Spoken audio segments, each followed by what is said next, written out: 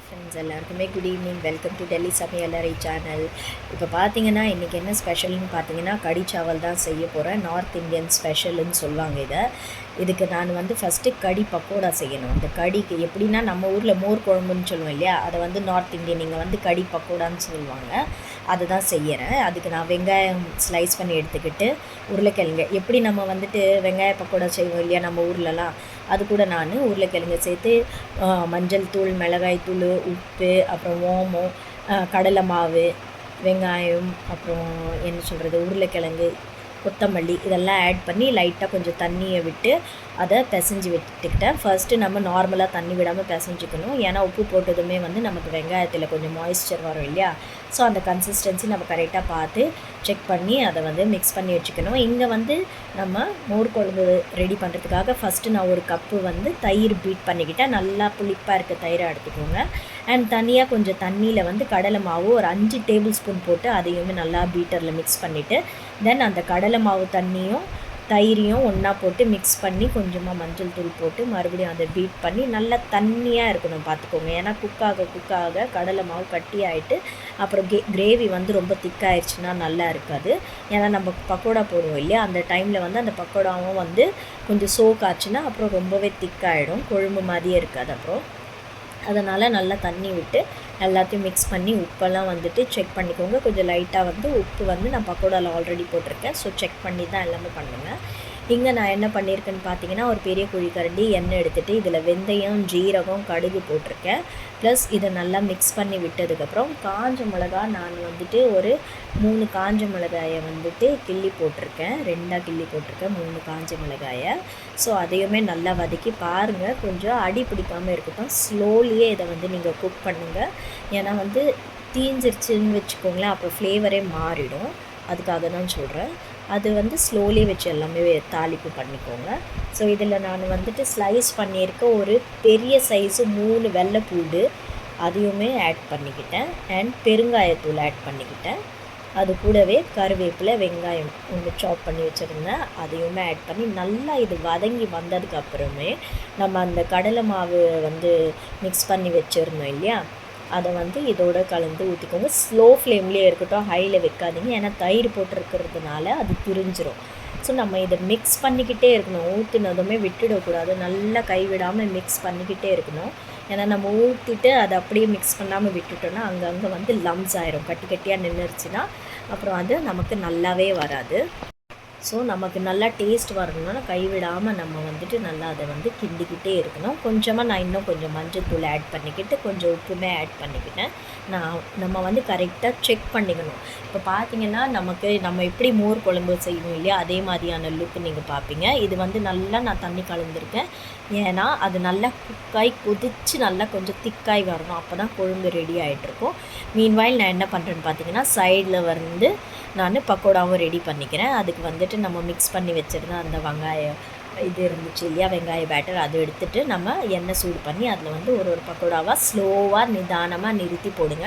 சட்டுன்னு போட்டால் சூடு எண்ணெய் கையில் பட்டுருச்சுன்னா அது ஒரு வேதனை, சரிங்களா. ஸோ கவனமாக குக் பண்ணுறப்போ கொஞ்சம் கவனம் இருக்கணும். குக் பண்ணுறதுல மட்டும் நமக்கே 1008 டென்ஷன் மண்டையில் ஓடிட்டுருக்கோம், இருந்தாலும் அதெல்லாம் யோசிச்சா வேலைக்கு ஆகாது. நம்ம உடம்பை வருத்திப்போம், சரிங்களா.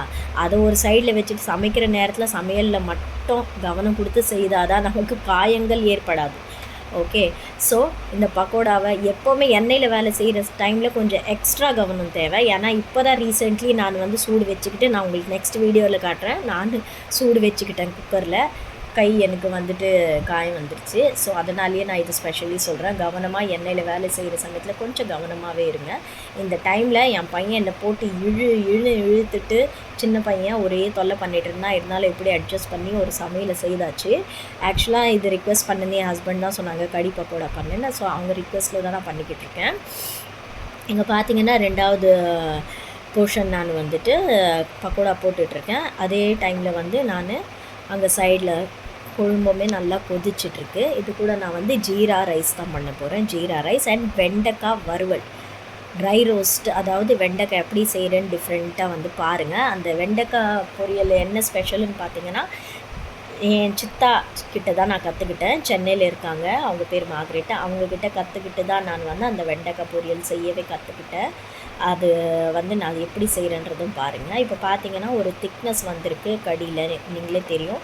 ஃபஸ்ட்டு வந்துட்டு நமக்கு எவ்வளோ தண்ணியாக இருந்துச்சு. ஸோ இப்போ வந்து நல்லா கொதிச்சு நல்லா திக்காகி வந்துட்டு, ஸோ இந்த டைமில் இந்த ஸ்டேஜில் தான் நம்ம பக்கோடாவை ஆட் பண்ணணும். ஏன்னா இன்னுமே திக்கானதுக்கப்புறம் ஆட் பண்ணால் அந்த பக்கோடாவும் வந்துட்டு அது சோக் ஆனதுக்கப்புறம் எல்லாமே அந்த ஜூஸினஸ் எல்லாமே இழுத்து ஊறிட்டுனா இன்னுமே திக்காயிரும். அப்போ அது வந்துட்டு ஒரு மாதிரி நல்லா இல்லாமல் இருக்கும். ஸோ இந்த ஸ்டேஜில் நம்ம பக்கோடா ஆட் பண்ணி இது வந்து நான் தாளிப்புக்கு சேர்க்குறேன். இதில் நான் எண்ணெய் விட்டுட்டு, பேசிக்கலி நான் நெய் விட்டுருக்கணும், மறந்துட்டேன்.